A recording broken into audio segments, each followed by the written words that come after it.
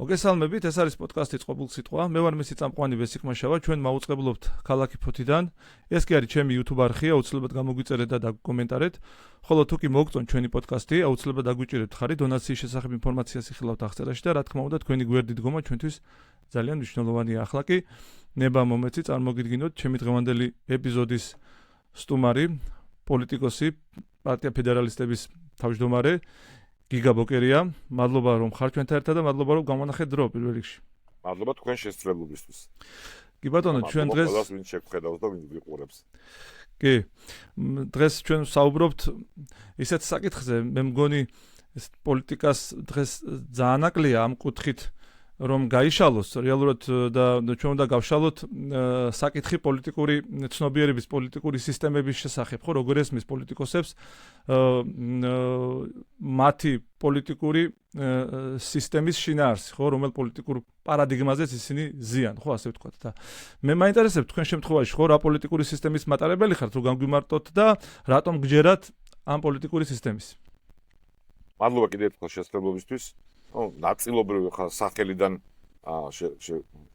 რაღაც შტაბეშტილებას ავტომატურად უტოვებს ყველას, ვინც ინფორმირებულიც კი არ არის, სახელი ფედერალისტები გულისხმობს ძალაუფლების დეკონცენტრაციას. ანუ ძალაუფლების დაყოფას, ზოგჯერ არასწორი გაგება ახოლმე გულისხმობენ, რომ ფედერაცია უნდა შეიქმნას სუბიექტების, ეს არ არის ამასთან კავშირში. მაგრამ უფრო ოდნავ შორიდან რომ დავიწყო, ვცდები რომ ჩავეტიო მოკლე დროში, ანუ ზოგადი გამოწვევა ჩვენი საქართველოს სახელმწიფოებრიობის აღდგენის მომენტიდან ჩვენი სახელმწიფოებრიობისა 30 წელზე მეტის წინ, 36 წლის წინ არის ორი. გარემტერი, რომელიც არ აღიარებს და არ ცნობს ჩვენ სახელმწიფოებრიობას, ჩვენ უფლებას რომ დამოუკიდებელი სახელმწიფო ვიყოთ და მთელი ამ წლების განმავლობაში მისი ბოროტი საბჭოთა იმპერიის ნგრევის შემდეგ ცდილობს აღდგენას ამ იმპერიის და ჩვენი სახელმწიფო იდენტობის მოსპობას და ჩვენი ფუნქციის როგორც სახელმწიფო ერის განულებას. ეს ერთი და მეორე ქვეყნის შიგნით ახალი რესპუბლიკის შექმნა, ანუ იმ ტრადიციას დაყრდნობით, რომელიც ჩვენ მოგვწევს საუკუნეებია, გულისხმობს ტრადიციას სახელმწიფოებრიობის და იმ პირველ თანამედროვე სახელმწიფოებრიობის ნაბიჯზე დაყრდნობით, რაც 18-21 წლებში იყო ჩვენ პირველ რესპუბლიკაში, ჩვენი ახალი რესპუბლიკის შექმნა, სადაც ერთის მხრივ იმ საკითხებზე, რომელიც საერთო ეროვნული მნიშვნელობის არის, საერთო სახელმწიფოებრიობის უსაფრთხოება, საგარეო პოლიტიკა, საერთო ფუნდამენტური თამაშის წესების სამოქალაქო უფლებების ნაწილები ფულად საკრედიტო პოლიტიკის და საერთო გადასახადების იარსებებს ერთიანი თამაშის წესები და ცენტრალური ხელისუფლება, რომელსაც შეუძლია რომ უზრუნველყოს ყველა ამ ფუნქციის შესრულება და მეორეს მხრივ იმ ტიპის რესპუბლიკა, სადაც ძალაუფლება დანაწევრებულია როგორც ცენტრალურ დონეზე, იმისთვის რომ უზურპაციის ან ბოროტად გამოყენების საფრთხე განეიტრალდეს ან შემცირდეს და მეორეს მხრივ აი აქ შემოდის უკვე სახელი ფედერალისტებიც და პირდაპირ გაგებით, რომელიც ჩამოყვანილი იქნება მოქალაქეებამდე, ანუ იქ გადაწყდება პრინციპული საკითხები, დიდი ნაწილი, სადაც უშუალოდ იმ ადამიანს აქვს შეხება, ვისაც ეს ადარდებს და ვისაც ეს აღალვებს. ანუ ქვემოთაც ჩამოწევა, ზემოთ ცენტრალურ დონეზე დანაწევრება ძალაუფლების, რომ იყოს გაწონასწორების პრინციპი იქაც და მეორეს მხრივ, რაც ამ შემთხვევაში კიდევ უფრო მნიშვნელოვანია, ამ ძალაუფლების დაყვანა ქვემოთ თვითმმართველობის დონეზე, როგორც პირველ დონეზე, ისე რეგიონულ დონეზე მოქალაქეებამდე და განაწილება კომპეტენციების ისე ფუნქციების და რესურსების, რომ ეს მუშაობდეს ეფექტურად ყველა ჩვენი მოქალაქის ინტერესებში. ჩვენ სამწუხაროდ ამ წლების განმავლობაში დიდი ნაბიჯები გადავდგით, როგორც საზოგადოებამ წინ, თუ არ ჩავთვლით ამ ბოლო წლებს, როცა გვყავს რეჟიმი პოლიტიკურად არალეგიტიმური, რომელიც პირიქით შიხში და უწყლისკენ მიგვაქანებს, ჯამში საქართველოს გადადგა ნაბიჯები წინ, ჩემი აზრით, დამოუკიდებლობის გამოცხადება რა თქმა უნდა, ყველაზე საკვანძო ნაბიჯი, შემდეგ ვარდების რევოლუციის შემდეგ მომხდარი ცვლილებები, რითაც თანამედროვე სახელმწიფოებრიობას ჩაეყარა საფუძველი, დიდი ჩავარდნების მიუხედავად ჯამში ქვეყანა წინ წავიდა და ეხლა გვაქვს რეაქციის პერიოდი, როცა ერთის მხრივ ჩვენი გარე საფრთხის კონტექსტში გვაქვს უზარმაზარი საფრთხე, იმიტომ რომ გვყავს რეჟიმი, რომელიც მათ ინტერესებს ემსახურება პირდაპირ მნიშვნელობა არ აქვს, გვასუსტებს სახელმწიფოებრიობად და მარტოებს გტოვებს ამ საფრთხის წინაშე და მეორე მხრივ იმის ნაცვლად, რომ გადაგვედგა სწრაფი ნაბიჯები ხელისუფლების პირველად ჩვენ ისტორიაში არჩევნებით კონსტიტუციის ფარგლებში ხელისუფლების შეცვლის შემდეგ, რომელიც ყოველთვის შანსი არის სწორედ ძალაუფლების დეკონცენტრაციისა, პირიქით გადავდგით ნაბიჯები, ამ ჩვენ ეს გამოწვევა ჰქონდა სულ ვარდების რევოლუციის შემდეგ მომხდარმა ცვლილებებმა ამ გამოწვევას ვერ უპასუხა ნამდვილად, გულისხმობ ძალაუფლების დანაწევრებას და ეხლა კიდევ უფრო საპირისპირო მიმართულებით წავიდა ყველაფერი, არა ანგარიშვალდებული კონსტიტუციის მიღმა მდგომი ერთპიროვნული ავტორიტარულიც აღარ ქვია ამას მართლობაში ვარ, სადაც ძალაუფლება ერთი ადამიანის და მის მიერ შერჩეული პოლიტიკური არაოებების ხელშია და მთლიანად თბილისში არის კონცენტრირებული თბილისში არის ერთ სახლში, რომელიც ერთ სასახლეში არის კონცენტრირებული და ეს არის ჩვენი ხედვა ფედერალისტების არის ასეთი, როგორც უკვე ვთქვი. დანაწევრება ძალაუფლების იმისთვის, რომ არსებობდეს შემაკავებლები ცენტრალურ დონეზე, რასთავარია ჩამოტანა ძალაუფლების თვითმმართველობის დონეზე, როგორც პირველ დონეზე, ისე რეგიონულ მეორე დონეზე და ამ რეალური ფუნქციების გულისხმობ მათ შორის გასაგები რო იყოს ხალხისთვის რომ საერთო ლაპარაკობ საპოლიციო სამართალდამცავი ფუნქციების ჩათვლით ხო ტრადიციული საპოლიციო ფუნქციების ჩათვლით ჩამოტანა გადასახადების რომლებიც წარმოიქმნება იმ ადგილზე შექმნილი დოვლათის ადგილზე დატოვება მისი ნაწილი, საკმაოდ ნაწილი წავა ცენტრალურ ხელისუფლებასთან, იმიტომ რომ ის ფუნქციები რაც ჩამოთვალე, რაც აუცილებელია თავდაცვა, უსაფრთხოება, საბაზო სამოქალაქო თავისუფლებების დაცვა, რაც შედის დიდი ორგანიზებული დანაშაულის რამდენი ბრძოლა, ხო, მაგალითად. საჭირო არის, მაგრამ დანარჩენი ყველაფერი უნდა წყდებოდეს ადგილზე და ამისთვის უნდა არსებობდეს არჩევითი თვითმმართველობა, რომელსაც აქვს რესურსები თავის. იმიტომ რომ არჩევითობას არ აქვს აზრი თუ არ გაქვს შენზე დამოკიდებული რესურსები, თუ უყურებ სხვას ყოველთვის ხელში და თუ არ გაქვს ფუნქციები, რომელთაც მოემსახურები მოქალაქეებს. ხო, თქვენ რეალურად საუბრობთ იმ შემთხვევაზე, როცა საზოგადოებას აქვს პოლიტიკური ძალაუფლება ხელში და არა პოლიტიკოსებს, ხო და აქვე დავსვამ ამ შეკითხვას. როცა აქვს მხოლოდ იმ პოლიტიკოსებს, ვისაც მოპოვებული აქვს ეს მანდატი მოქალაქეებს. მანდატი ხო, მოქალაქეებისგან და ეს მოქალაქეები წყვეტენ იმას, ამდენად დიდხანს იქნება ეს მანდატი ამა თუ იმ პოლიტიკოსის ხელში. უდაოდ. ოღონდ როგორც თანამედროვე მსოფლიოს ისტორია გვასწავლის, ეგ აუცილებელი პირობაა და ჩვენ შემთხვევაში ჩვენ ჯერ არ მიგვიღწევია იმისთვის, რომ ეს ტრადიცია იქცეს და წლებია უკვე ყავს რეჟიმი, რომელიც არალეგიტიმური მეთოდებით ინარჩუნებს ძალაუფლებას და არ აქვს რეალურად უმრავლესობის თავისუფალი დემოკრატიული მანდატი, მაგრამ მხოლოდ ეს საკმარისი არ არის, ანუ პირობითად რო ვთქვათ, უმრავლესობის ტირანიაც საფრთხე არის, რომ მოვიშველიო შეერთებული შტატების სადამფუძნებელი დოკუმენტების შემქმნელი ადამიანები და ჩვენთანაც ხო ჩვენივე დამფუძნებელი მამები და ადამიანები ილია ჭავჭავაძე და ვაჟა ფშაუდი დაწყებული ყველგან ჩანს ეგ ხო უმრავლესობის ნება წყვეტს ფუნდამენტურად სად მიდის ქვეყანა რა თქმა უნდა ვინც ჩააბარებს ძალაუფლებას მაგრამ შემაკავებელი ინსტრუმენტები აუცილებელია იმისთვის რომ ისე უბრუნდები თვითმმართველობას ადგილზე მყოფი ადამიანი წყვეტდეს ამ საკითხებს და არა თუნდაც მთელი ქვეყნის მიერ ლეგიტიმურად არჩეული ცენტრალური ხელისუფლება, რომელიც შორს არის დედაქალაქშია და რომელსაც არ უნდა ებაროს ეს საკითხები, რომ ახლოს უნდა იყოს ძალაუფლება მაქსიმალურად მოქალაქესთან, სადაც ხდება ეს საკითხები და მეორე მხრივ არის ფუნდამენტური თავისუფლებები, რომელიც უმრავლესობის ნების მიღმაც არის.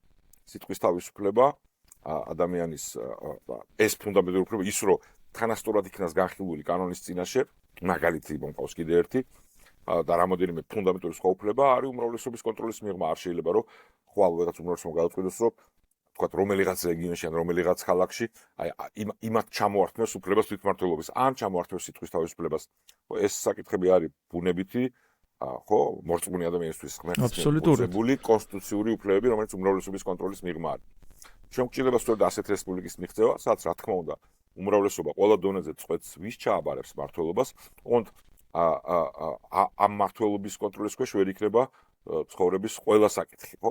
ჩვენ გვჭირდება რომ თავრობა ყველა დონეზე და ჯამში იყოს, რაც შეიძლება მცირე ზომის და ადამიანებს რაც შეიძლება მეტი დოვლათი დარჩეთ იმ შრომის შექმნილი კეთილდღეობით, რომელსაც ისინი ქმნიან, მაგრამ რა თქმა უნდა სახელმწიფო აუცილებელია, ხო, ფედერალისტური პარტია ანარქისტები არ ვართ იმისთვის რომ არსებობდეს სახელმწიფო ერი, იმისთვის რომ ფუნდამენტურად მოქალაქეებს შეეძლოთ საკუთარი შრომით ბედნიერებისკენ ისწრაფოდნენ და ეს შანსი გამოიყენონ, საჭიროა თამაშის წესები, საჭიროა უამრავი საკითხების მოგვარება და დიდი საკითხები, რაც ეხება მთელი ქვეყნისთვის არსებულ გამოწვევებს, რა თქმა უნდა, ცენტრალური ხელისუფლების საქმე იქნება და დარჩება და ეს არ ექვემდებარება ჩვენ ხედვაში, რაიმე გადახედვას ან რაიმე მოლაპარაკებებს თვითმმართველობებს ან რეგიონებს შორის, ეს მოცემულობა, ეს არის საქართველო, საქართველო ერთიანი ქვეყანა არის მაგრამ ამ უსაფრთხოების და დიდი საკითხების მიღმა არის ყოველდღიური უამრავი საკითხი, რომელიც უნდა წყდებოდეს ადამიანებთან ახლოს თვითმმართველობის დონეზე. აბსოლუტურად. გიგა თქვენ ირიბად შეეხეთ ამ საკითხს. დღევანდელი ჩვენი პოლიტიკური ცხოვრება, რომელი პოლიტიკური სისტემით შეიძლება რომ შეფასდეს, ხო, ერთნი იძახიან რომ ეს ავტოკრატია, მეორენი თვითონ, მაგალითად მეორე მხარე ჩემობს რომ ეს დემოკრატია, მესამე ტოტალიტარიზმია და ასე შემდეგ. საბოლოო ჯამში როგორ განსაზღვრავ შენ ამ პოლიტიკურ სისტემას, რომ პოლიტიკურ სისტემაში დღეს თქვენ ცხოვრობთ, როგორც კომპეტენტური პოლიტიკოსი? მე მადლობა კომპლიმენტისთვის. მე არ მაქვს ამბიცია რომ პოლიტიკური მეცნიერების ექსპერტი ვიყავ ცოდნა მქონდეს, ანუ რა თქმა უნდა იმ ტერმინებით რაც ჩვენ ჩამოთვალეთ ეს არის ყველაზე კლასიკურობით ავტოკრატია დეკლარირებული, ანუ ყველას ვისაც ეჭვიეპარება შეუძლია ნახოს ამ პოლიტიკური არარაობის პრემიერ-მინისტრად წოდებული კობახიძის გამოსვლასაც 28 ჯერ ახცენა ივანიშვილის სახელი, პიროვნების კულტი გვაქვს, ხო? ანუ გვაქვს ავტოკრატია ტოტალიტარიზმის ნიშნებით. ხო, ამ ტოტალიტარიზმის სრულფასოვანს არ ვიძახი, იმიტომ რომ არსებობს მყარი და ძლიერი წინააღმდეგობა საზოგადოების მიუხედავად პოლიტიკური რეპრესიებისა და ამიტომ წამსვრო ვერ გაიმარჯვებს. საბოლოოდ ამ ტოტალიტარიზმი არის, როცა მწყობრი იმ ხარისხის წესრიგი არსებობს, რომლისთვის წინააღმდეგობის გაწევა პრაქტიკულად დაართული არის, ან ძალიან შეზღუდულია და მხოლოდ ამიტომ არ ხმარობ ამ ტერმინს. მაგრამ ავტოკრატია, რა თქმა უნდა, ჩემი ძალიან შეზღუდული პოლიტიკური მეცნიერების ცოდნითაც აშკარად სამწუხაროდ შეეფერება იმ რეჟიმს, რომელიც ივანიშვილმა და მისმა გარემოცვამ დამყარა საქართველოში, რომელიც ეფუძნება ამას სრულ კონცენტრაციას ძალაუფლების, ანუ ერთი კაცის კაპრიზზე და ხუშტურებზე და ხო ხედავთ ხო რა ხდება პრემიერ-მინისტრები, ვინც ფორმალურად კონსტიტუციური თვალსაზრისით უნდა იყოს პირველი პირი, იცვლებიან მისი ხუშტურის მიხედვით, არამარტო იცვლებიან, ციხეში ხვდებიან, ან გამოდიან, ხო ხდება და დეკლარირება ხდება, რომ ისინი არაფერს არ წარმოადგენენ. ხო, პრემიერ-მინისტრი ყავს კონსტიტუციით, რომელსაც ქვია პრემიერ-მინისტრი კობახიძე, კონსტიტუციით პირველი პირი და იძახის მეორე პირი ვარო. და შემოგთავაზა სუფთა ხო, თვითონაც არ აქვს პრობლემა მასთან დაკავშირებით და ეგ რა ფენომენია, თვითონაც არ აქვს. პრობლემა ექნება თუ ამას არ იტყვის 100 ჯერ. ხო? ხო, თქვენშიც კიდე ერთი ისა გვაქვს, ხო, მაგალითი რომ მოვიყვანო, ხო, აი ამ სუსის ყოფილი უფროსი ცოტა ხნისი დინარაძე, რომელიც დანიშნეს და მე მოხსნეს ორ თვეში თავისთავად ეს აღსანიშნავია, ხო? და რაღაცა მოგონილი თანამდებობაც ესო ტელევიზორში მეელაპარაკოს, ტერმინი წამოწდა გაგორების, ხო? შეიძლება გააგორონო ნებისმიერი ადამიანი, ვინც სამშობლოს ის ეთაგურს დადებსო, არათუ ივანიშვილიო. და ამაზე ისტერიკა აქვს, რომ ეს უძიერი ტერმინი მოიხსენია ერთიანდებაში ივანიშვილთან. ანუ არსით პირიქით განადიდებდა ისე რომ უდიდესი კაცია და ამიტომ თავის ცოცხლის რისკავს. მაგრამ ახლა უძიერი ტერმინი ხმარა, ეხლა თავს ესხმის მედიას, რომ ამ დროს იხმარა ხო ეთერში იყოს ყველაფერი და ამით თავს იმართლებს. არ ვიცი სწორად ახსენეთ თუ არა, ანუ კატასტროფული ვითარება გვაქვს ამ თვალსაზრისით, ანუ რა გითხრათ კომპლექსებთან გვაქვს საქმე, რაღაც ტიპის კომპლექსებთან, რომელიც გადალახვართულია იმ სუბიექტისთვის, ხო, ეგეთი ამბავია. ის სუბიექტი რაც მიიჩნევს თავს, ეგ გასაგებია, ანუ ადამიანები სრულყოფილი არსებები არა ვართ და მიდრეკილები ვართ სისტემის მიმართ. საზოგადოება და პოლიტიკური სისტემა უნდა ანეიტრალებდეს ამას და ჩვენ გვაქვს სისტემა, სადაც პირიქით ეს არის ძალაუფლების წესი, ხო? ანუ ვისაც აბარებს ის კაც ძალაუფლებას, აი ეს ყველაზე უფლის მაგალითად ბევრი მაგალითს მოყვანა შეიძლება, მაგრამ ალბათ ყველაზე სახალხო საქართველოს გავრცელებული მაინც დათათვაშხიადან არის, ხო? ყვარყვარე თუთაბერის მაგალითად, ხო? ანუ აი ეს ვითარება გვაქვს, ხო? საბედნიეროდ გვაქვს არა მთელ საზოგადოებაში, არამედ იმ კასტაში, რომელიც მას ყავს გარშემო, მაგრამ ეს კასტა დღეს ფლობს ჯერჯერობით მორყეულ, შერყეულ, მაგრამ ფლობს ძალაუფლებას და ეს უზარმაზარი საფრთხე არის ერთის მხრივ ჩვენი სახელმწიფოებრიობისთვის, თორე გარემტრის წინაშე მარტოებს, ხტოებს, დასუსტებულებს და დემორალიზებას ცდილობს საზოგადოების და დეზორიენტაციას და მეორე მხრივ ქვეყნის შიგნით მოქალაქეებს ართმევს შანსს, რომ საკუთარი შრამით მოიპოვონ ბედნიერება, იმიტომ რომ ძალაუფლება, რესურსები, გადაწყვეტილებები თავმოყრილია ამ ერთი არაადეკვატური და ნარცისიზმით შეპყრობილი ადამიანის და მის გარშემო არსებული არაანგარიშვალდებული საზოგადოების მიმართ არარაობების ხელში და ამის მაგალითები მოიყვანე რაც ალბათ და რეალურად ხო ბოლაში ვარ ხო ცოტა ხნის ჩვენ პოჩი შევხვდით და ყველაფერში ჩანს ეს ყველაფერი, მაგრამ რაღაც საკითხებში ეს ცენტრალიზაცია, არაანგარიშვალდებულება კიდე უფრო მტკივნეულად ჩანს ხო აქ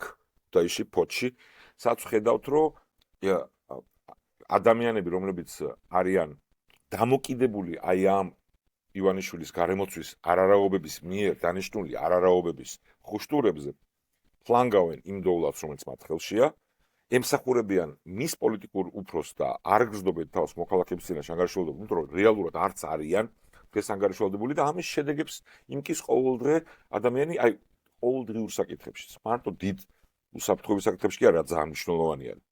და კავშირშია ყველაფერი ერთმანეთთან. არამედ ყოველდღიურ საკითხებში, ხო აი გზა რო ეგება და მეორე წელს რო ისევ გასაკეთებელია, იმიტომ რომ იქიდან ან გაიფლანგა, ან მოპარული იქნა ფული, ან იმდენად არაკომპეტენტურია, რომ არც აღელვებს შედეგები რა დადგება, ხო? აი აქ ქუთაისში უხარისხობა რეალურად თანმდევი მოვლენა ასეთი ცენტრალიზაციის. გარდაუვალია, ზოგადად ყველგან სადაც მთავრობა აკეთებს რაღაცას და არა კერძო ადამიანი თავგადარ ინტერესით ყოველთვის ეს რისკი არის, სწორედ ამიტომ არის აუცილებელი ეს გაწონასწორება და ანგარიშვალდებულება და ბევრი კონტროლი, მაგრამ ჩვენ შემთხვევაში ეს ხდება დეკლარაციულად და უტიფრად, ხო? აი ქუთაისში ვიყავით, სადაც გამოაცხადეს, რომ ასეულობით მილიონი უნდა დახარჯულიყო და ფოჩეც იგივე ვითარებაა, ხო? უზარმაზარი უნდა გაკეთებულიყო ოცნების ქალაქი შიგნით. და კადრები ნახა ყველამ, აი თამარი იყო იქ მისული. ჩვეულებრივი რომ გეუბნება ის ნაგავსაყრელი არა ფლათ, მაგრამ აი არაფერი იგივე ხდება გზებზე, აი რაც ფოჩში ხდება წლებია, რომ გააკეთებენ მე ამოიყრება აქ ამ ქალაქში ვითომ წყალარინების პრობლემა დღემდე გადაუწყვეტელია პრაქტიკულად. მესამე გზის ჩავარდა ეგ და ანუ გადათხრა ემუქრება ამ გზებს. კი, რა თქმა უნდა, იმიტომ რომ ამით საზრდოობს ეს ბიუროკრატია, რომელიც უსაზრდოდ იზრდება და ყველამ ვიცით ხო, რომ დასაქმებული მათი პოლიტიკური ნეპოტიზმით, რა უფრო მეტი ადამიანი ყავთ ამ თვითმმართველობებში, ფოჩში, სენაკში და ხობში, როცა არჩევნები ვიყავით, მაშინ დავითვალეთ ვიდრე კოპენჰაგენში, დანიაში. ოღონდ და მე ზოგადად ამ ადამიანების დასაქმების წინამდე კი არ ვარ, მაგრამ სისტემა არანორმალურია, როცა სხვების გადასახადებით მის პოლიტიკურ მანქანას ინარჩუნებ და ის ემსახურება არა მოქალაქეს, არამედ ძალაუფლების შენარჩუნებას ამ აი, ეს არის ამოსავალი წერტილი. ხო, და ფოთის შემთხვევაში განსაკუთრებით დამატებითი ფაქტორია, ხო, გვერდზე არის უზარმაზარი ეკონომიკური გრავიტაციის ცენტრი, ფოთის სპორტი და ამ დოულათის შემქმნელი ადგილის სიკეთე არ ეტყობა ქალაქს. არც ფორმალურად აქვს პირდაპირ შეხება და რომც კონდეს თუ არ მოხდა ეს გარდატეხა ქვეყანაში ფუნქციების და რესურსების ინსტიტუციურად დატოვება ადგილზე, ეგეც კი ვერ შეიძლება, უფრო მეტი ფული გაიფლანგება აქ თუ იქ კი არ ცვლის ამბავს. ჩვენ გვჭირდება ვითარება, სადაც მთავრობა არის შეზღუდული ზომაში და ანგარიშვალდებულებით და დანაწევრებული ცენტრალურ დონეზე და დაყვანილი ქვედა დონეზე, იქ სადაც ადამიანები თვითონ ცხოვრობენ და წყვეტენ ამ საკითხს. და ჩვენ თავის დროზე, როცა კამპანია გქონდა, დეტალურად შევედით იმაში, რამდენი რომელი გადასახადიდან ჩვენ ვთქვათ, ეს ქონების გადასახადი რჩება მარტო თვითმმართველობას, მაგრამ ყველა სხვა მნიშვნელოვანი გადასახადიდან იქნება სასამოსავლო თუ თუნდაც მნიშვნელოვანი გადასახადი, თქმა უნდა, და თუ არის არ არის მარტივი, მაგრამ ეს რეფორმაც რო გაყიდვების გადასახადზე გადავიდეთ დღგ-დან, როგორც არის მაგალითად ზოგიერთ ქვეყანაში შეერთებებში, სადაც უფრო მარტივი იქნება იმის ინიციირება ხშირ შემთხვევაში, სად წარმოიშვება ეს დოულათი, ეს ტრანზაქცია და იმ გადასახადის ნაწილის დარჩეს თვითმმართველობის დონეზე. მაგრამ არ მინდა ამ დეტალში შევიდე, ამაში არის თვითონ არსებით მიდგომაში არის საქმე და ამის შედეგებია, რასაც მე ყოველდღე ხედავთ ყველგან, ხო? და ისევ როგორც პოლიტიკური კორუფცია, როცა ვლაპარაკობთ, ხო, ახლა ოპონენტი რო ხელისუფლებას და ვისაც ხელისუფლება გზაუფლება თავს ესხმის ავტომატურად ჩდება ხოლმე რომ აი ხა ეს მიკერძოებულია თავის პოლიტიკური ამოცანა. მაგრამ ჩვენ ხედავთ უკვე თვეებია დეკლარირებას ამ რეჟიმის მხრიდან, რომ მათივე პრემიერ-მინისტრების სახლში მილიონობით დოლარს პოულობდნენ, რომელიც მათ დააგროვეს ძალაუფლების ხელში ფონის ხარჯზე. სულშიც უფროსი, თავდაცვის მინისტრი, ფინანსის მინისტრის მოადგილე, მთელი ამ წლების განმავლობაში ივანიშვილის გარემოცვის უდიდესი ნაწილი ამ პირდაპირ ბრალდებული და მხილებულია მათ მიერ უზარმაზარი ფულის მოპარვაში ძალაუფლების გამოყენებით, ან ორგანიზებულ დანაშაულში, შეკვეთა მკვლელობებში, კოლ-ცენტრებში, ისევ მე ვციტირებ, ჩემი მოსაზრებით კი არა, ამ რეჟიმის ფორმალური ბრალდებები. ანუ გვაქვს ესე უტიფარი სურათი, რომ გვეუბნებიან, რომ ხო, ანუ ეს კაცი იცვლის გარშემო, ვიზეც იეჭვიანებს და ეხლა ეჭვიანობის და შიშის პერიოდშია, რომ ხსნობს ალყაშია გეოპოლიტიკური ვითარება იცვლება, რაზეც ფსონი დადო ის სუსტება და აქედან გამოძრობას თელს და სულ ეჭვიანებს, სულ მოღალატეები ელოდება და ამათ იჭერს. ოღონდ თან გვაჩვენებს ჩვენ, რომ არ მალავს ხო, რომ ყოფილი პრემიერ-მინისტრის სახლში იპოვეს მილიონობით ქეში და ძვირფასეულობა. უკანონოდ მოპოვებული. მეორე გენპროკურორი ყოფილი მათი ვერსიით შეკვეთილი მკვლელობის ორგანიზატორი იყო და ორგანიზებულ დანაშაულთა გადაგმული. ანუ ესე უტიპებენ რომ მე ესე ვმართავ და მე ვიღაცა ანუ ეს ავტოკრატიის ნიშნებია სინამდვილეში, ანუ კატეგორიებია, რომლებიც შეიძლება აღიწეროს. ამას ქვია ავტოკრატია. უდაოდ. ეს არის კატეგორიები, თქვენ რა ჩამოთვალეთ რაღაც წეღან რაც ისაუბრეთ, ეს არის წინაპირობები, რითაც მაგალითად სულგმულობდა საბჭოთა კავშირის პოლიტიკა თავისი არსით, ხო? ხო, უდაოდ. რა მემკვიდრეობა ჩვენ რეალურად ვერაფრით ვერ გავაქარწყლეთ. შევადარო. ხო, ახლა საბჭოთა კავშირი და საბჭოთა კომუნისტური რუსული რეჟიმი და ჰიტლერის ნაცისტური გერმანული ფაშისტური რეჟიმი არის კაცობრიობის უახლეს ისტორიაში უზენაესი ბოროტებები, ხო? ანუ იმასთან ძალიან ახლოს მისვლა რთულია, ამიტომ ჩვენთან თავისუფლება ანუ ჯერ ეგ უპირატესობა არ აქვს და ვერც მოიპოვებენ, ამიტომ მაგრამ ანალოგია პრინციპიალური მიდგომის მიმართ ლეგიტიმურია. კატეგორიებზე ვსაუბრობთ, იმიტომ ჩვენ აქ თქვენაც ჩამოთვალებთ გარდა ამისა, ანუ მე ურთიერთმემართება მინდა რომ გავარკვიოთ, იმიტომ რომ ჩვენ მოსახლეობაში მოისმენს ამას და რომ გაიგონ, ანუ მონისა და ბატონის პარადიგმაში განიხილება სახელმწიფოსა და მოსახლეობის ურთიერთობა, მაშინ როცა ის მსახურისა და დაქირავებულ შორის ურთიერთმემართებაში უნდა გაიგებოდეს. აი, ხო, რითაც ინსტრუმენტალიზება ხდება საზოგადოების. ანუ ეს ადამიანი მე მინდა გაგახსენოთ ისევ რომ არ გამოვიდეს რომ მიკერძოებული მხარე საუბრობს ამაზე. ციტადები თვითონ ივანიშვილის თავის დროზე პირველი კრიზისი რო ჰქონდათ მათ, რომელიც მნიშვნელოვნად მათი პოლიტიკით გამპირობებული ლარის კურსის ყევები და გავარდნა, ეს კაც გამოვიდა ტელევიზიაში თქვა რომ მოქალაქეების ბრალია უნდა ეფიქრათ, კონსულტანტები უნდა ეკირავათ. ხო? ანუ ესეთი უტიფარი განცხადება ქონდა გაკეთებული და ამის მერე როცა მას შეექმნა თავისი პრობლემები, მისი კომერციული გადაწყვეტილებით რომ ერთ ბანკში შეიტანა დიდი ფული, მილიონები და იქ პრობლემები დააქვს, ამ ფულის საკუთარი ქონების გამო ჩვენი ქვეყნის ბედით ვაჭრობს ღიად. ანუ ის აკეთებდა განცხადებას, რომ თავისუფლად საფრთხეს დასავლეთ ამერიკას დაუპირისპირდა, იმიტომ რომ მისი ფულის პრობლემები ქონა იქ ბანკში. ეს სანამ სანქციებს დაადებდნენ. და მე არ შევხვდებიო ამერიკის წარმომადგენლებს, რომ კომპლექსი არ მქონდეს, რომ ჩემ ფულის გამო ხვდებიო. მე ვთქვით რა უტიფარია. ანუ პირიქით არის ყველაფერი. პირდაპირ გეუბნება, რომ ამით ვაჭრობს. ანუ ჩვენ ეს ქვეყანა არის მისი ეს ესმის. როგორც სუდ პატრონს შინაური ცხოველები ეს ესმის. მისი გარემოცვაც, რომელსაც ყველაზე მეტად ამცირებს, ყველა ჩვენი მოქალაქის და მისი ფულის გამო, რომელიც მისი აი მართლაც კონსულტანტი უნდა ეკირავა და მიეხედა თავისთვის ჩვენ რატო უნდა ვიხდიდეთ ამის ფასს. და იმის გამო რომ ზოგადად მისი მენტალობა არის საბჭოთა და პოსტსაბჭოთა საბჭოთა 90-იანის მოსკოვში ჩამოყალიბებული ძალაუფლების შენარჩუნებას ხედავს ამ ტიპის ალიანსში საქართველოს მტრებთან ქვეყნის შიგნით ქვეყნის გარეთ და ამის ხარჯზე ხდება და მე მინდა ვისარგებლო ამ ეთერითაც იმ საკითხზე რომელზეც სამწუხაროდ ჩვენი ოპოზიციური ტელემედიაც აქამდე ყოველ შემთხვევაში არ უთმობს იმ დროს რაც საჭიროა და მოქალაქეებმა შეიძლება სადღაც სანამ მათთან შეხებაში მოვა არ იცოდეს ყველა ადევნებს თვალყურს ახლა იმ ვითარებას რაც არის ირანის აიათოლების რეჟიმთან მიმართებაში ჩვენთვის ეს ძალიან მნიშვნელოვანი ამბავია სამწუხაროდ ის არის ირანის ეს რეჟიმი რომელიც საკუთარ მოქალაქეებს ათასობით ხოცავდა არის თან ჩვენი მტრის პირდაპირ მოკავშირე რუსეთის მაგრამ ამას თუ თავი დავანებოთ გლობალურ ამბავს რომელიც ჩვენზე გავლენას ახდენს ჩვენი ქვეყნის შიგნით ჩვენ ნახეთ ცოტა ხნის წინ საჯაროდ დემონსტრირება რომ ამ რეჟიმის პირობებში იქ ამ ჩვენი უცხო და თან როგორი უცხო ქვეყნის აიათოლების ირანის რეჟიმის ქსელი შეიქმნა ალ-მუსტაფას უნივერსიტეტი ამის გარდა უამრავი ქსელი სადაც ხდება ბავშვების და ახალგაზრდების ინდოქტრინიზაცია და არის საფუძვლიანი ეჭვი რომ ამ ქსელს მე იყენებენ რეკრუტირებისთვის ჯაშუშობის და ტერორისტული საქმიანობის სამი შემთხვევა საქართველოს მოქალაქეების დაკავებულის როგორც დიდი ეჭვი რომ ამ ქსელთან კავშირში მაგრამ ქვეყნის შიგნით ეს ხალხი აცხადებს რომ თბილისში აქცია მოაწყეს რომ აიათოლა ყველა შენ ბრძანებას შევასრულებთ ანუ ღია განაცხადია რომ უცხო ქვეყნის თან როგორი რეჟიმის ანგარიშვალდებული არიან მის მიმართ და რა ჩვენი კონსტიტუცია და ჩვენი სახელმწიფოებრიობის და ანუ რომ მივხვდეთ რაზე ვლაპარაკობ და ჩვენ ყავს რეჟიმი რომელიც ტრადაცხადებს თავისუფალ სამყაროს დანიიდან მოდის საფრთხე თურმე და შვედეთიდან იქ ჯოჯოხეთი ხდებაო და ნებისმიერი ჯგუფი რომელიც შეიძლება ფანდრაიზინგს ეწეოდეს რომელიმე სამოქალაქო თავისუფლებებისთვის ან საკითხებისთვის თუ დანიაში იპოვა ვინმე ვინც მის ფანდრაიზინგში დაეხმარება ესო ჯაშუში არის და მოღალატეო უსამშობლოებს უძახიან და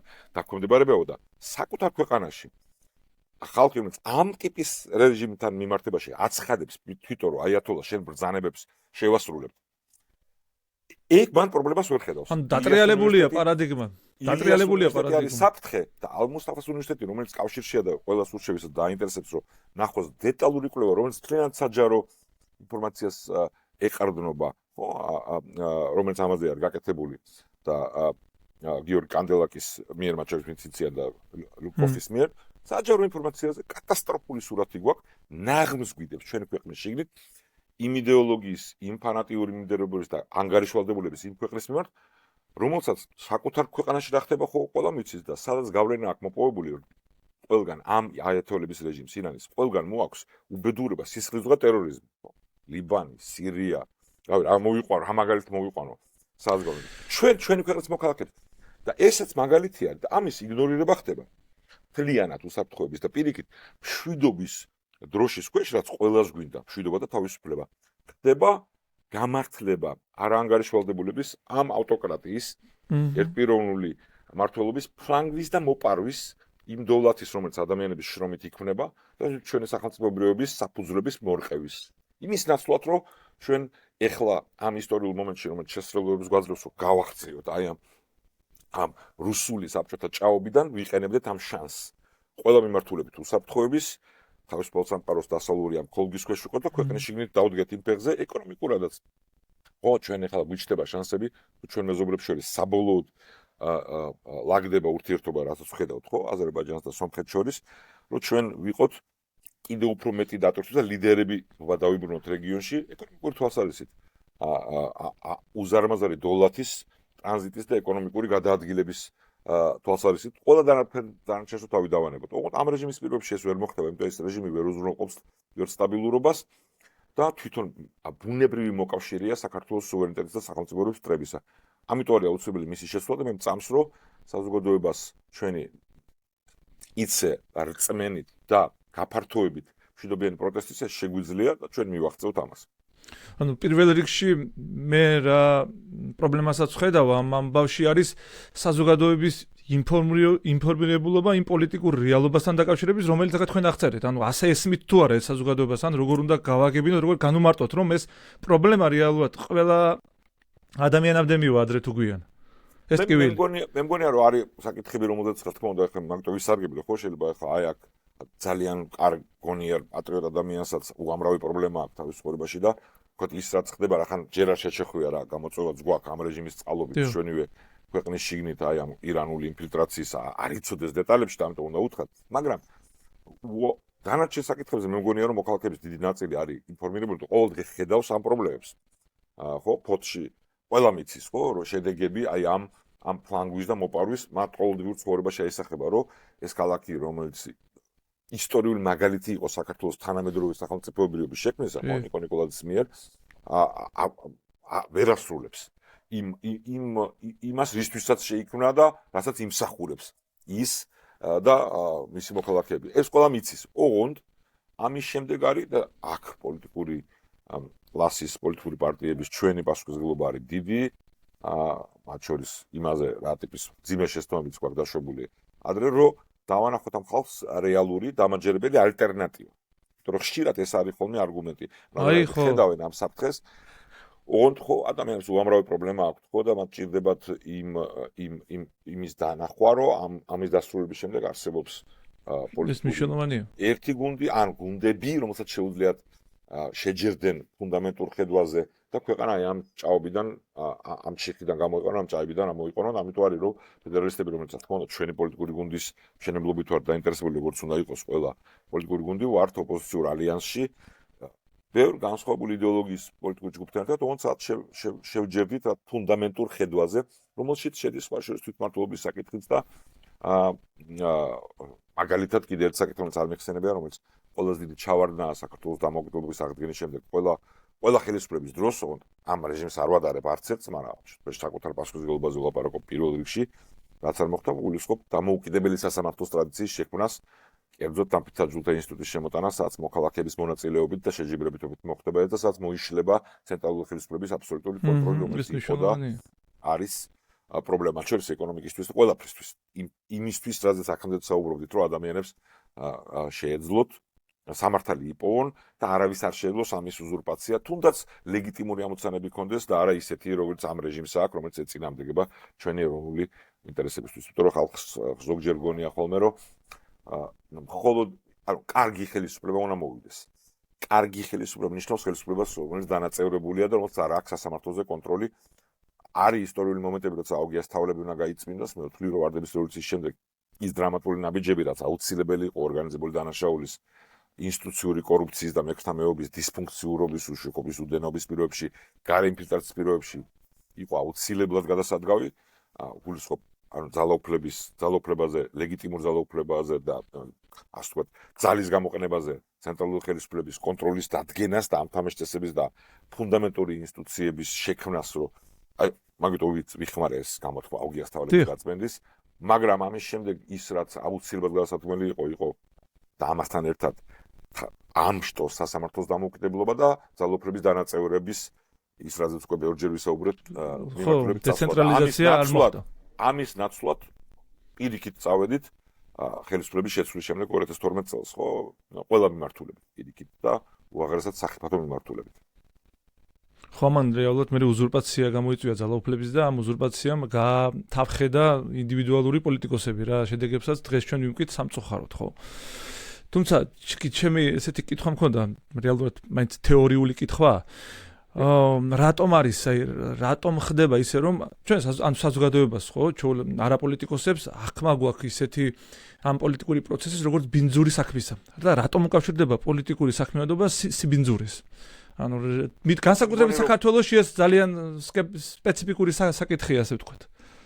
ხო, შეიძლება სხვაგანაც მოისმინოთ ეს ბევრგან, მაგრამ მე გლობალურ თავის ვსაუბრებ, ჩვენთან ეს ასე ვთქვათ, ჩვენი კლასის ბრალია, სხვადასხვა დოზით სხვა ასხების, მაგრამ პოლიტიკურმა კლასმა ბევრჯერ, მათ შორის ოპოზიციურმა ჩვენ ვაჩვენეთ არათან მიმდევრულობა, ვაჩვენეთ ის, რომ სიტყვი მეორეს გააკეთებ და ზოგადად ანუ ნდობის კრიზისი წარმოიშვა და ამიტომ ვთვლით ჩვენ და ვთვლი მე და ფედერალისტები და ამაში რომ ეს ოპოზიცია ძალიან სწარი მცდელობა, ჩემი აზრით ეს ერთ-ერთი სწორი გზა არის გადატვირთვისა თვითონ ოპოზიციურ კლასში. რომ თვითონ პოლიტიკურ პარტიებშიც დაინერგოს ტრადიცია და ჩვენთან ეს მოდელი გვაქვს, სადაც ქვემოდან ზემოთ ხდება, ანუ აქტიური მოქალაქეები არიან განსაზღვრელი იმისი, რა გადაწყვეტილებები იქნება მიღებული.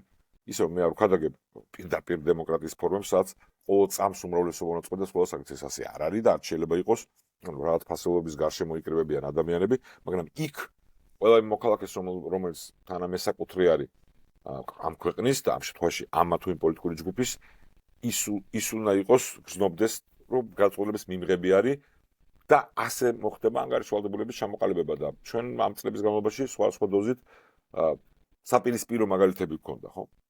მათ შორის ოპოზიციის შიგნითაც აი ამ ავტოკრატიის ნიშნებით და ეს ჩემი აზრით დამანგრეველია. თავისთავად ის რომ არსებობს ეს კლიშე, არ არის ქართული მოვლენა, როგორც თქვენ თქვით, რომ იქსაც ძალაუფლებასთან არის შეხება, რისკები მაღალია, ადამიანები არ ვართ სრულყოფილი არსებები და მინდრეგილი ვართ. ასე ვთქვათ, სტუნებები გვაქვს ბევრი და იქამდე ჩვენ ალბათ მსოფლიოს ისტორიაში ერთ-ერთ ყველაზე უფრო სამარცხვინო და ამაზრდენი საბჭოთა ტირანიის მსხვერპლი ვიყავით, ხო? რომელმაც ჩვენი სახელმწიფოებრიობა სისხლში ჩაახშო 1921 წელს და მერე ჩვენი პოლიტიკური ელიტა გაანადგურა ფიზიკური სტალინურ-ლენინური იქამდე რუსული კომუნისტური რეჟიმის სისხლიანი უზარმაზარი ტირანიები, ხო? ფიზიკური განადგურება, მორალური გატეხვა ადამიანების და რა თქმა უნდა ეს მემკვიდრეობაც არის ფაქტორი. ხოლო ამაზე საუბარი არ მიყვარს ხოლმე, იმიტომ რომ ხო ამის შემდეგ უნდა ამოხვიდე ამ ჭაობიდან და ჩვენ გადავდგით ნაბიჯები ამ მიმართულებით, თუმცა სერიოზული დანაკარგებით და ეხლა ეს არის ამოსაკაჩი, ანუ პოლიტიკურ კლასს ჭირდება ნდობის მოპოვება და მადაცმობა მოქალაქეებისგან და ამისთვის საჭირო არის რა თქმა უნდა ერთის მხრივ ყველგან მიტანა მიგზავნილის რატო არის საბედისწერო საფრთხე ის რა სისტემითაც დღეს იმართება საქართველოს ივანიშვილი და მისი პოლიტიკური არაობები პირდაპირ გაგებით.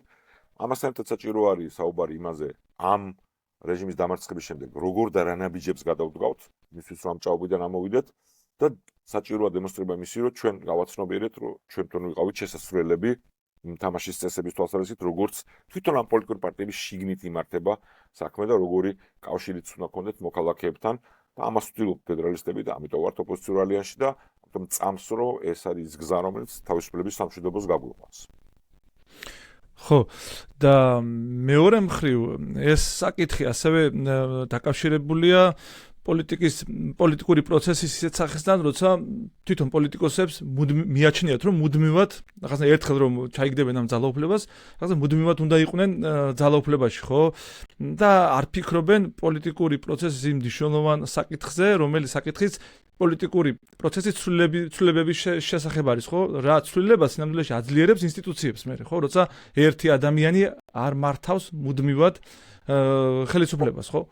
მე ეს ცვლილებების იდეა მაგიტო სულ მახსენდება ხოლმე, ხო, კახაბენდუკით სიტყვები, როცა 2012 წლის მოხდა მართველი პარტია დამარცხდა არჩევნებში, ჩვენ მაშინ დავმარცხდა არჩევნებში, ახალს კითხეს თავის დროზე კომენტარი თქვენს თქვა, რომ ზოგადად ხელისუფლების შეცვლა არჩევნებით არის წინ გადმონაბიჯი, ანუ ეს უნდა მოხდეს, ამის ტრადიციას უნდა შეიქმნას, ანუ ამ თვალსაზრისით წინ გავდგით ნაბიჯი ოღონდ, რომ ზოგჯერ წინ გადადგა ნაბიჯი შეიძლება უნაში ჩაადგა ფეხი, ციტირებ მას. ნატურალისტური იყო, მაგრამ ჩემი აზრით მე სწორი აღწერა მიხვდა, რომ გაცნობიერება ზიანის მასშტაბის და ივანიშვილის რეჟიმის მხრიდან მაინც ვერ იყო იმ მომენტში იმხელა, სადაც მივიდა ეს ყველაფერი, მათ შორის იმ ადამიანებშიც, ვინც კაფიოთ ხედავდით და საჯაროდ ვიდახდით, რომ მისი გარემოცვის ხედვა, მისი არჩევნების დეკორაციები იყო სხვა ეტაპზე, სხვა არის ფუნდამენტურად შეუთავსებელი საქართველოს სახელმწიფოებრიობასთან ჩვენ მომავალთან. მაინც გადააჭარბა ყველა მოლოდინს, რა თქმა უნდა, ჩვენი ეროვნული ინტერესების ღალატის ხარისხმა ამ რეჟიმის მხრიდან. მაგრამ პრინციპულად ხო, რაც შეიძლება ცვლილება აუცილებელი არის ძალაუფლებისში. ანუ ზოგჯერ თავისუფალ ქვეყნებში არის მაგალითები, რომ რაღაც ჯგუფიან ადამიანი და მისი პოლიტიკური გუნდი დიდი ხნის განმავლობაში არის მანდატის მფლობელი, on პრინციპულად ცვალებადობა და შეცვლა არის გარდაუვალი ნაწილი თუ თავისუფალი საზოგადოება და თუ თავისუფალი რესპუბლიკა ხარ. მაგრამ აქ შემოდის კიდევ ერთი ამბავი, მარტო ცვალებადობა, ანუ ცენტრალური ხელისუფლების ცვლილება არ არის. ვიმეორებ, იმდენი შრე უნდა იყოს ძალაუფლების, ცენტრალური ხელისუფლების შიგნითაც და დანაწევრების თვალსაზრისით მმართველობის ჩამოსული, რომელიც იმ ხარისხის კონცენტრაციას თუ არ გამორიცხავს ავტომატურად, ანეიტრალებს მაინც, რომელმაც შეიძლება მე აი ეს ცდუნებები საბედისწერო გახადოს, რომ ვიღაცას ერთს კონდეს ძალაუფლება ძალიან დიდი ხანი. ხო, ეს ალბათ იმუშავებს, თუ კი ამას პრაქტიკაში ვიდმე გააკეთებს ოდეს. ჩვენ რომ დაუბრუნდეთ ხო და ვიდმე რომ გააკეთოს ეს მოსაპოვებელია, ხო? და მე მწამს რომ ჩვენ გვინდა რომ აი როგორც მოდი ესეთ მაგალითს მოვიყვან, ხო? იმიტომ რომ თქვენ კითხვაში ჩანდა სკეპსიზი, თორსარეს რომ არ გაკეთებულა ეს აქამდე, ხო? ნამდვილად. ჩვენ მქონდა სკეპსიზი თავის დროზე და ისე არ მინდა ვინმე გაიგოს ვიძახი რომ ეხლა რაც მიღწეულია უკვე ამაზე ბაქიბუქს აქ ადგილი, იმიტომ რომ იმ ხელა გამოწვევა გვაქვს, არაფერი არ გვაქვს. სხვა კმაყოფილების საფუძველი შეიძლება რომ გქონდეს, მაგრამ თავის დროზე იყო საუბარი რომ საქართველოში ვერ მოისპობა ინსტიტუციური კორუფცია ბიუროკრატიის, ხო? პოლიციის. მე თავის დროზე საუბარი მქონდა ჩემს გარემოცვაში, ქართველებს იყო და არ მარტო ქართველები, აი რა გაქვს, რისი გჯერა, რისი მიღწევა გინდა ეს ვარდების რევოლუციის დროს და მე ხდებოდა, რომ აი პრიმიტიულად რო თქვა, კაი გაგებით, რომ საქართველოს პოლიციელი ქთამს არ იღებდეს. და იქ ირონიული რეაქცია იყო, რომ ხა ესო არა მიუღწევადია, იმიტომ რომ ესო ენდემური არისო აქო მექთამეობა და რაღაცა ესე დამამცირებელი მიდგომა იყო, ხო? რომ ან საქართველოს შეიძლებადეს საბუთის აღება ისე, რომ ქთამის გადახდა არ დაგჭირდა, სწრაფად აიღო და არ გაწვალონ და არ დაგაფცირდა. რაც საბჭოთა ის იყო, მაგრამ ეს მოხერხდა, ხო? ანუ ეს ტყუილი იყო, ეს იყო საბჭოთა რუსული მეტროპოლის იდეა, რომ ქართველები ნიჭიერი ხალხია რაღაც სპორტში და იმაში, მაგრამ აი სახელმწიფოს მართვა და რა ქვია რომ აი მოწესრიგებული იყო, აი ეგ მან სულ ქთამი იქნება კრიმინალი და ქურდული სამყარო და ეს არის ეგენი არის, ეს არის მაგათი ამ ჭაობში უნდა იყვნენ ამ ამბავში, ოღონდ კაი ხალხია.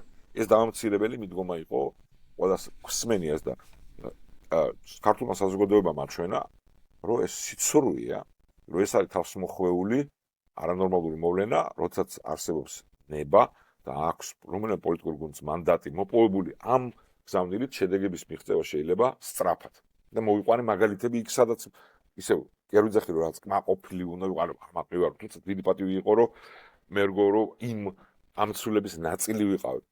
ზუსტად ასე ის რაც ვერ მოხერხდა ვარდების რევოლუციის შემდეგ, ან არასწორი მმართველობით წავიდა ამ ცვლილების გარდა, რომ შეიქმნა თანამედროვე სახელმწიფო საფუძველი, გაკეთებადი არის ეხლა ამ რეჟიმის მშვიდობიანი პროტესტის და შემდეგ თავისუფალი არჩევნებით დამარცხების შედეგად უნდა გადაიდგას ის ნაბიჯები, რომელიც აი ამ ყველაფერს რაც ჩვენ არ გვინახია თანამედროვე ეპოქაში, გახდის ყოველდღიურობად.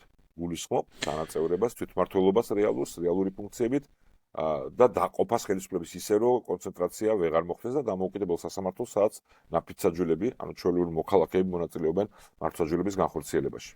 სხვა შორის ერთი ფობიის შესახებ უნდა გკითხოთ.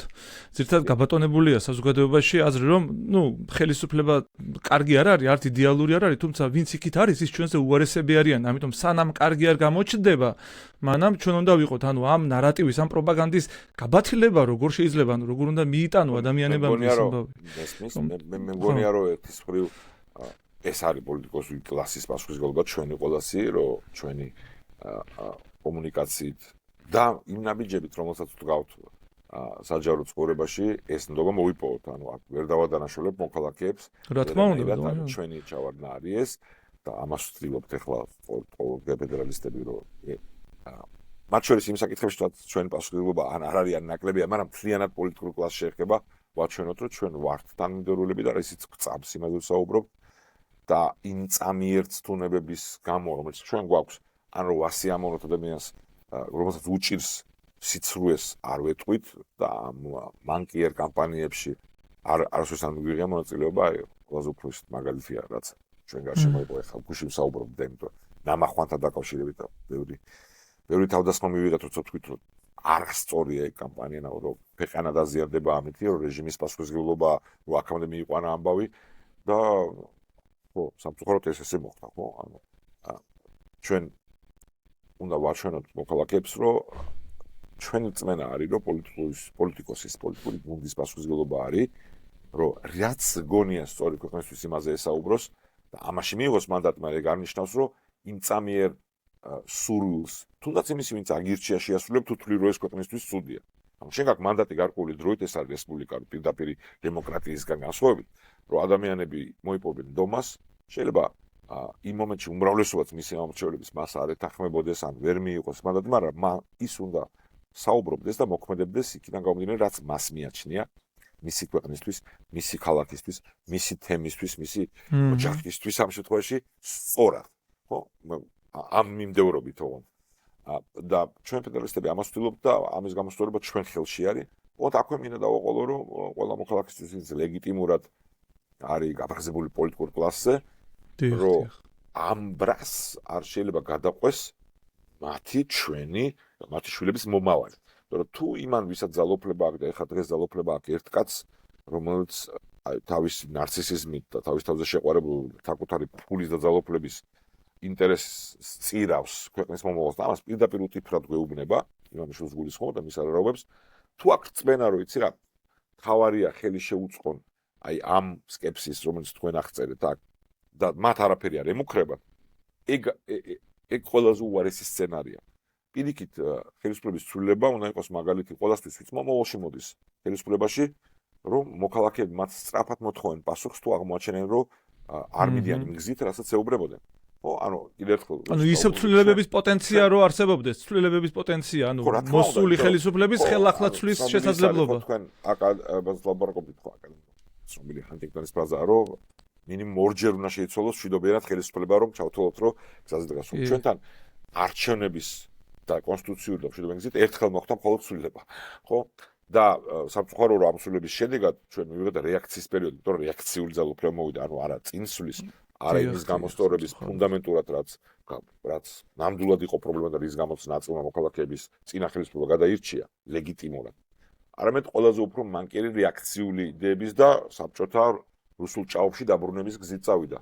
და ჩვენ გვჭირდება მეორჯერ შეცვლა ხელისუფლების და მერე ამის ნორმად ქცევა და ვიმეორებ ისევ მიღწევა იმ ვითარების, სადაც ესე არ არის, რომ აიმე ცენტრალური ხელისუფლება რაღაც არასწორს აკეთებს და ანუ ყველაფერი იქ არის და დავიღუპეთ ფოთში, ქუთაისში ყველგან ადამიანებს უნდა ქონათ საკუთარი ძალოფლება, საკუთარ თვითმმართველობაში, რომელიც მათ ყოველდღიურობასთან ბევრად მეტ შეხებაშია, ვიდრე ცენტრალური ხელისუფლება. მაგრამ ცენტრალურ ხელისუფლებაში უნდა იყოს დანაწევრება ძალოფლების ისე, რომ ის დიდი ძალოფლება, რომელიც ქვეყნის უსაფრთხოებისთვის არის საჭირო, თავდაცვისთვის, არ იქნას გამოყენებული საკუთარი მოქალაქეებისთვის საფრთხის შესაქმნელად. რასაც ჩვენ ვხედავთ ყოველდღე დღეს.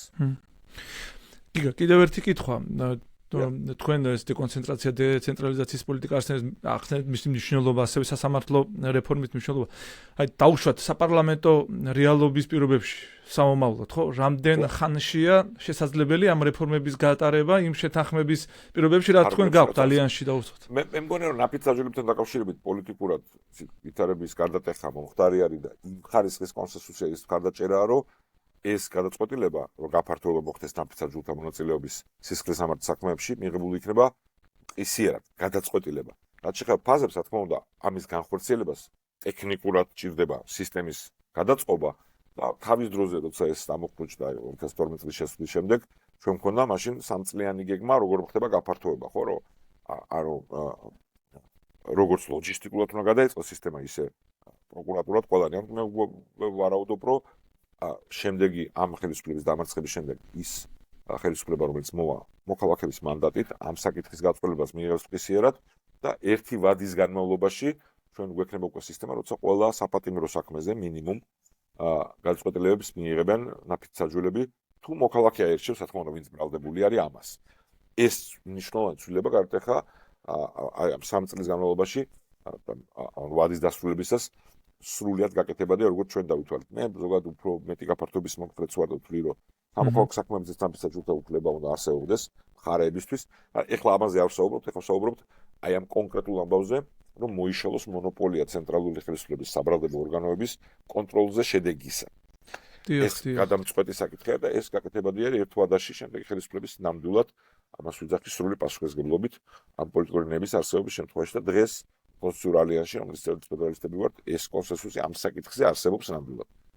მე ვთვლი, რომ ფედერალისტების ხედავები უფრო შორს წავიდოდით იმისთვის, რომ დიდი გარდაეხა მოხდეს ანუ სამართლო კლასის, დამოუკიდებელი კლასის ტრადიციის შესაქმნელად მოსამართლეების, რაც ყველაზე რთული ამოცანა არის და იმისთვის, რომ თამაში წესები გლობალური ეკონომიკაში საქართველოს როლის წამოსაწევად აქ იყოს სამაგალითო და უფრო რადიკალურ ნაბიჯებზე მოწამსვლის მომხრეც ვარ დროებით იმ ტიპის სასამართლო ორგანოების შექმნა, სადაც ჩვენი ქვეყნის მიღმა იმ ქვეყნებიდან, მაგალითად შტატებიდან, სადაც ტრადიცია ძალიან ძლიერია სასამართლოს დამოუკიდებლობის მოსამართლეების ჩამოყვანისა. მაგის მომხრეც ვარ, იქ სადაც საქმე ეხება, მეგულისხმობ უზენაეს საკონსტიტუციო სასამართლოების შემადგენლობას უმრავლესობის. ოღონდ ამაზე არ არის კონსენსუსი ჩვენ პოლიტიკურ ძალებში სამწუხაროდ, მაგრამ ნაფიც საჯულებთან დაკავშირებით მრავალწლიანი საუბარი ამ თემაზე და მაგალითები იქ სადაც შემოტანილი იქნა ნაფიც საჯულები, მე და ხალხს გავახსენო, რომ ეს ინსტიტუტი იქნა შემოტანილი წინა ხელისუფლების დროს, ბოლოს დაგვიანებით და არასრულად და მე ამ რეჟიმმა გააჩერა მისი გაფართოება, რაც იყო დეკლარირებული და დაგეგმილი,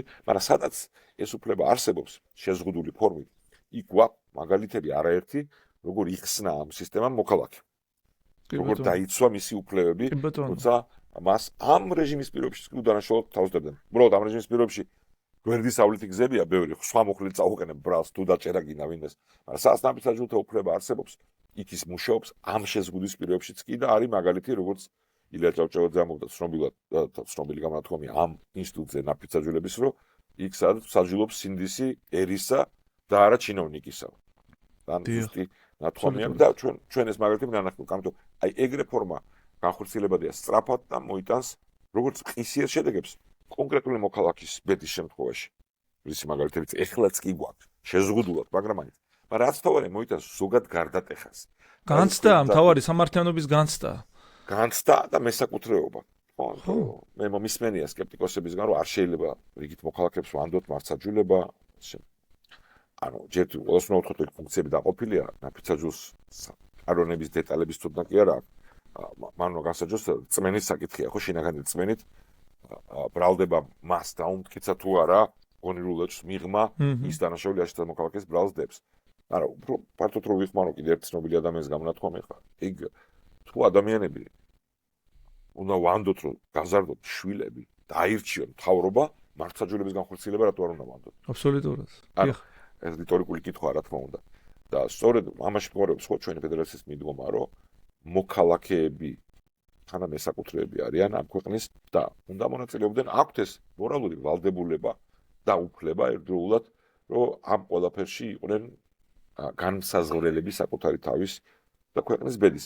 აქვე მინდა ხაზი გავუსვა განსხვავებით ანარქისტული ჯგუფებისგან, როცა თავისუფლებაზე ვსაუბრობთ ამ ყველაფერზე, ამ ყველაფერს მოსდევს ყოველთვის პასუხისმგებლობა და მოვალეობები. არ არსებობს თავისუფლება პასუხისმგებლობის მოვალეობის გარეშე და ნაფიცაჯულობა, მაგალითად მართლმსაჯულებაში მონაწილეობა არის ეს ვალდებულება.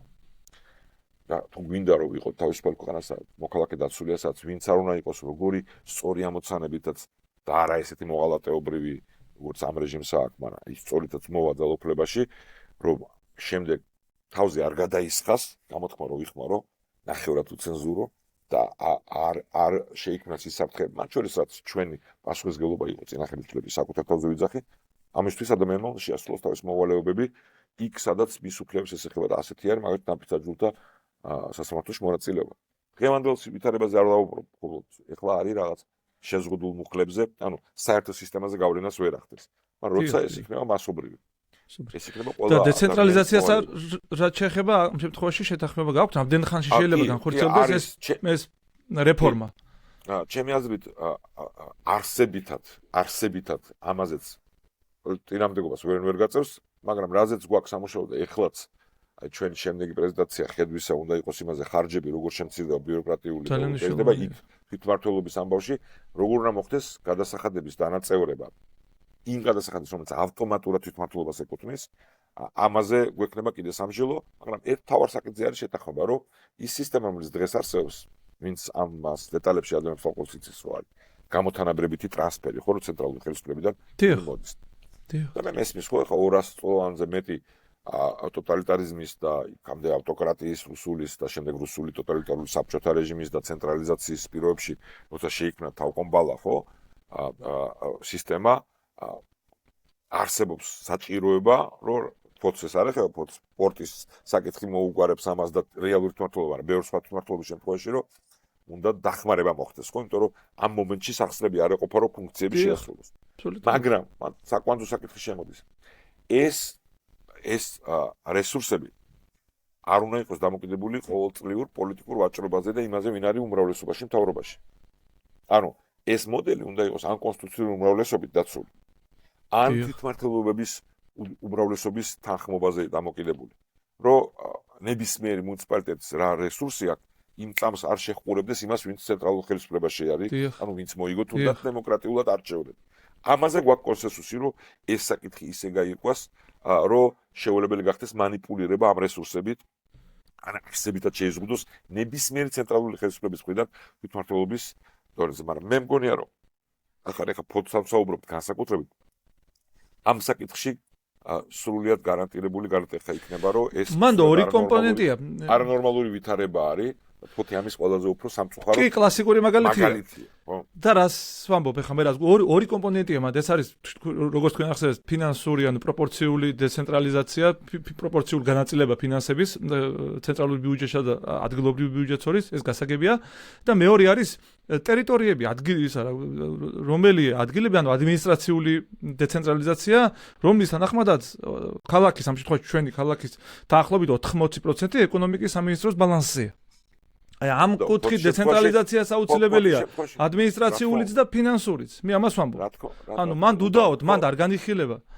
ხო, მარტო განაწილება კი არა პროპორციულია, ორი კომპონენტია მან. ერთი არის პირდაპირი გაგებით, განსაზღვრა გადასახადების იმ წილის, რომელიც ავტომატურად ეკუთვნის თვითმმართველობას, შემთხვევაში საუბრობთ, და არა მარტო ქონება და არა მარტო ბუნებრივი წიაღისეული, რომელიც დღესაც ესეა, მაგრამ წირია ჯამში ამის წილი, არამედ საშემოსავლო, ყველაზე მარტივად რო ვთქვათ.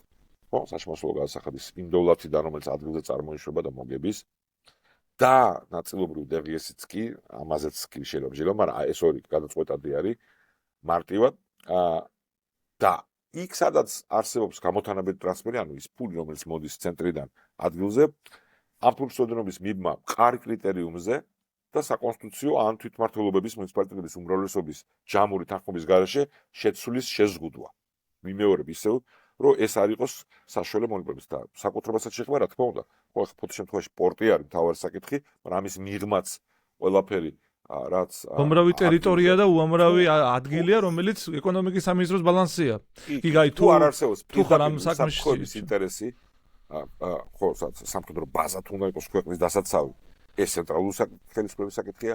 თუ არსებობს იმ ხარისხის ინფრასტრუქტურული პროექტი, რომელიც ერთ ქალაქს კი არა, თუნდაც ეს ფოთი იყოს ან ქუთაისი არ არის. თელ მხარეს ან ქვეყანას ეხება, რა თქმა უნდა.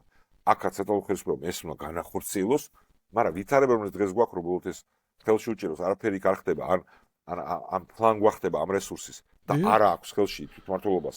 ამ შემთხვევაში ფოთს არის არანორმალური წინამდებობა ქვეყნის ინტერესებს და პირველ რიგში ფოთელების ინტერესებს და ეგ მაგის შეცვლად ჩემი აზრით პოლიტიკურად სწრაფად მოხდება.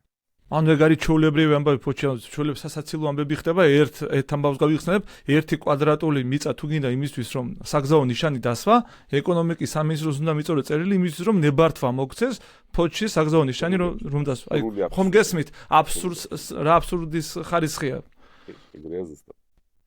და ხო, ეგ ერთ-ერთი ისა მნიშვნელოვანი საკითხია ჩვენ შემთხვევაში და ასევე მე თქვენ პორტის საკითხს შეეხეთ და ეს სულ აქტიურად განხილავ როგორც იცით ფოთში პორტის ეს სივრცე განკერძოებულია და მას კერძო მესაკუთრებავს და არ ნახულად ამუშავებს მას. თუმცა აქ როგორი ამბავია, ნუ ეს ირიბი კონკურენცია ანაკლიის სპორტსა და ფოთის სპორტს შორის, როცა ფოთის სპორტს ანალოგიური ღრმაწყლოვანი ინფრასტრუქტურის განვითარების პერსპექტივა აქვს და ანაკლიის სპორტის ესე იგი ფონზე ითრგუნება ეს პერსპექტივა, ასე ვთქვათ, ხელოვნურად ჩერდება და ამ შემთხვევაში მე ვფიქრობ, ასეთი კატეგორიების პროექტების ესე იგი შეპირისპირებას ამ გაგებით არ შეიძლება პირიქით, რაც უფრო მეტი პორტი იქნება ღრმაწყლოვანი, მით უფრო უკეთესი და მე რას ვამბობ, რომ ფოთის სპორტს ამ შემთხვევაში გარკვეული შეზღუდვები აქვს იმისთვის, რომ ამ კუთხით არ განვითარდეს. და აქ ხელშემშლელი ფაქტორი, როგორც არ უნდა გაგიკვირდეს, არის ანაკლიის სპორტი.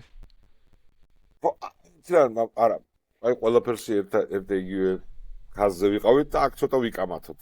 აი როგორ ხდება ეს? ჯერ დავიწყებთ რომ კერძო რო არის და კერძო ხელში ყოფნა ეს სწორი გზა, ეს ერთ-ერთი გზა, მე ვიცი რომ ბევრი ფოთელია ვინც იმას რაც თან ზდევდა განკერძოებას ლეგიტიმურად აკრიტიკებს, მაგრამ არსებითად განკერძოება სწორია. თქვენც ვიცი რომ ამაზე ხართ, ეს უბრალოდ აუცილებლად ჩავთვალეთ. დიახ.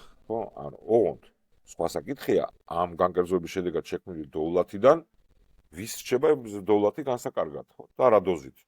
აქ არის პრობლემა. თავარი და არანორმალური ვითარება, რომ ფოთის ქალაქის ნაწილი არის ეს ინფრასტრუქტურა, კერძო ხელში მყოფიც მნიშვნელობა არ აქვს.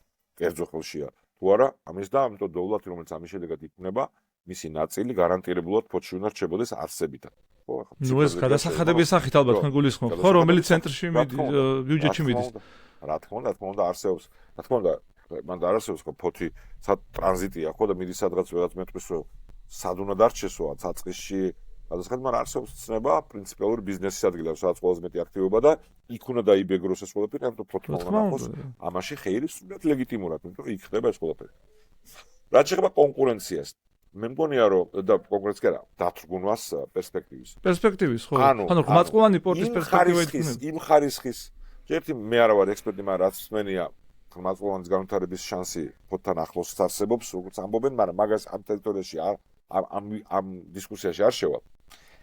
იმ ჩვენ საქართველოს გვჭირდება იმ ხარისხის ნახტომი, მათ შორის ტრანზიტის ფუნქციის თვალსაზრისით და იმ ხელა პერსპექტივა გაქვს იმ გეოპოლიტიკური ცვლილებების შედეგად, რაც ახლა ვხედავთ, რომ ფოთიც დაიჭირდება ანაკლიის სპორტიც, რომელიც გაკეთდება და რა თქმა უნდა კონკურენციაც იქნება, მაგრამ ეს ის ვითარება კი არ იქნება, რომ რახან ის გაჩნდა აქეთკენ მოიკლებს რამე.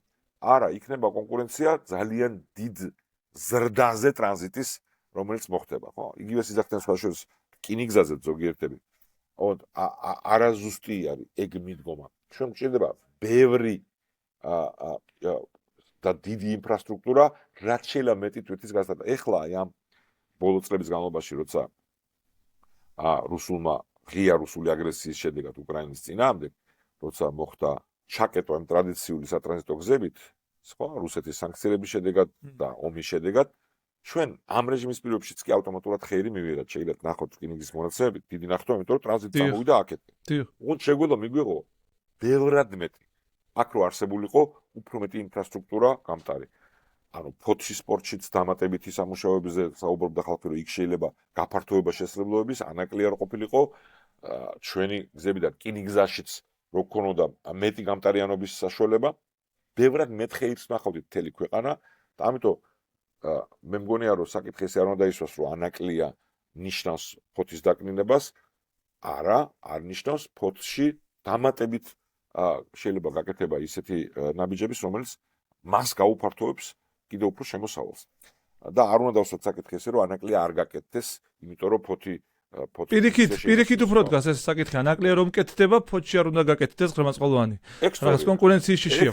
ეგ სწორია. თორე, რა თქმა უნდა, ანაკლია უნდა გაკეთდეს, ამაზე არ დავუჩვენ. და ხო, მე ვსაუბრობდი ახლა დანაწევრებას, მაგრამ ანუ ცენტრალური ხელისუფლების პასუხისმგებლობა თუ კი რამე არის უსაფრთხოების და საერთო თამაშის წესების გარდა არის ასევე გარეთ ქვეყნის ინტერესების ლობირება, ხო?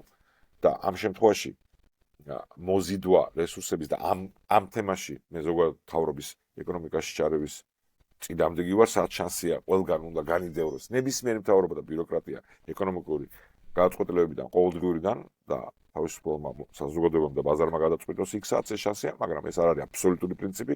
ასეთ შემთხვევაში, რა თქმა უნდა, ცენტრალურ ხელისუფლებას აქვს როლი არა მარტო ის, რომ ხელი არ შეუშალოს და არ ჩაშალოს, რაც ქვეყანას უნდა, რასაც ეს რეჟიმი აკეთებს.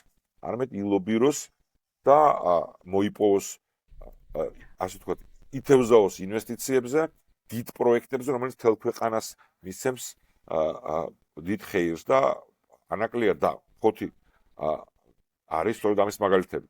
არ მარტო ამ მაგალითებს, მაგრამ მთელი ქვეყნისთვის მნიშვნელოვანი ამბები არის იქ გარღვევა და გაფართოება შესაძლებლობების მთელი ქვეყნისთვის. კი ბატონო, მე მგონი ბავშვების ხმა შემოდის. წვიმა იყო და არა უშავს ბავშვების ხმას არა უშავს. ბოლო კითხვა, ანუ იმასთან დაკავშირებით პერსპექტივაში რო გველოდება არჩევანის გაკეთება საზოგადოებას, მიუხედავად იმისა, რომ დაშინების ხარისხი მაღალია, რა უნდა გაითვალისწინოს ამ ხალხმა საზოგადოებამ იმისთვის, რომ სწორი გადაწყვეტილება მიიღოს, ესე იგი, არჩევნების პროცესში. ხო, ჯერ სანამ არჩევნების თვითონ აი ხმის მისცემის პროცესამდე მივალთ, ჩვენი ჩემი რეგულაციის მე გავრიცხავდი მთელი საზოგადოების ამოცანაა, რომ ამ რეჟიმის ეს რეპრესიული წესრიგი ჭყალებში წნეხი უნდა გავტეხოთ. ანუ იმისთვის, რომ თავისუფალი არჩევნების აზრი მიეცეს, ის ვითარება უნდა იყოს გატეხილი და აი თუ მაინც ანალოგია გვინდა მოვიყვანოთ, რაც მოვიდა, რაც გაუკეთა ქართულ საზოგადოებამ ეროვნული მოძრაობის ლიდერობით მაშინ 1990 წელს საბჭოთა რეჟიმს, თუმცა არჩევნებამდე გატეხილები იყვნენ, თქო არჩევნებს აზრი კი არ დაეკარგა, მაგრამ აზრი შეიძინა პირიქით არჩევნებმა.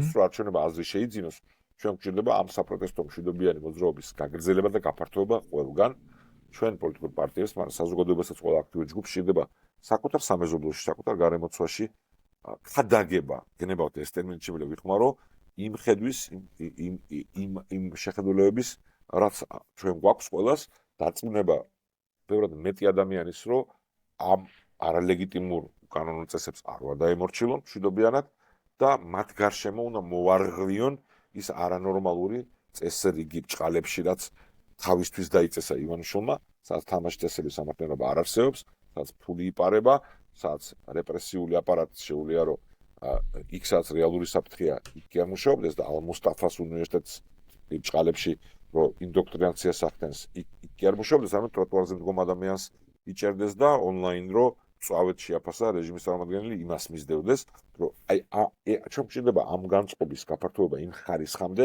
რომ რეჟიმი არჩევნებამდე იყოს გატეხილი. და ასე მოვიპოვებთ თავისუფალ არჩევნებს. და ამ პროცესში უკვე როცა ამ თავისუფალ არჩევნებს მოვიპოვებთ, მერე უკვე არჩევანი პოლიტიკურ პარტიებს შორის ამ რეჟიმის მიღმა, ან იმ დაჯგუფებებს შორის, რომელიც იარსებებს, როცა უკვე მიღწეულია თავისუფალი არჩევნების შესაძლებლობა, აქ უნდა შეხედონ ჩემი აზრით იმას მთელი ამ წლების განმავლობაში რომელი პოლიტიკური გუნდში ხედავენ თანმიმდევრულობას და რომელი პოლიტიკური გუნდში ხედავენ, რომ შიგნით არ არის ავტოკრატია და აქტიური მოქალაქეები იმ ფასეულობის მქონე წყვეტენ ამ პოლიტიკური გუნდის ბედს და ეგეთი გუნდი არის ფედერალისტები. კეთილი, რამე ისეთი ხომ არ არის რის თქმაც გინდოდა და მე არ დამისვამ შეკითხვა დასასრულს. ყველა თემას შეეხეთ მე მგონი. რაც მნიშვნელოვანი არის საქართველოს ერთადერთაც დავაყოლებდი ახლა ბევრგან საუბრობდი და ესეც სლოგანი იყო თვითონ პოზიციაში მიწეს კამათი იყო, მაგრამ აი როცა ლაპარაკობთ იმაზე რომ გაფართოვებაზე აი იმ მოქალაქეებისთვის ვინც აი ალტერნატივის არადამაჯერებლობის გამო ცვლის რომ და იმის გამო რომ უამრავი პრობლემა აქვს რომ უნდა შეეგუოს ამ სტატუს კვოს უნდა ვაჩვენოთ რომ არასწორი მიმართულებით სვლა ნიშნავს გადაჭეხვას. ნუ არის ის რაზეც ყველათან ხდება, რომ საქართველოს ხოთი, ქუთაისი, მთელი საქართველოს იმსახურებს ბევრად უკეთეს ვიდრე რასაც დღეს ვხედავ. და ეს თვალნათელია ხოთში რომ გაივლია იმ ადგილებში, სადაც უნდა გარდატ ეხა მოეხდინათ და რომ ხედავ დატბორულს და იმას და აქ ქუთაისში ყველგან ხედავ რომ საქართველოს ბევრად უკეთეს იმსახურებს ვიდრე რაც ხედავს და იმისთვის რომ არ დავკარგოთ ეს შანსი, უნდა ვიმოქმედოთ ჩვენ გარშემო, ჩვენ სამეზობლოში, ჩვენ ახლობლებთან, ჩვენ თემში, ჩვენ ქალაქში, რომ დიდი უმრავლესობა დავარწმუნოთ აუცილებლობაში ცვლილების და ამის შემდეგ დაუჭიროთ მხარი პოლიტიკურ გუნდს, რომელსაც წყობრი, თანმიმდევრული ხედვა აქვს და წმენა იმისი, როგორ წავა საქართველოს წინ და მიიღებს იმას, რაც ყველა იმსახურებს. ბევრად უკეთეს ვიდრე დღეს. მადლობა თქვენ. დაგემშვიდობებით გიგა და დამემშვიდობებით ჩემს მაყურებელს.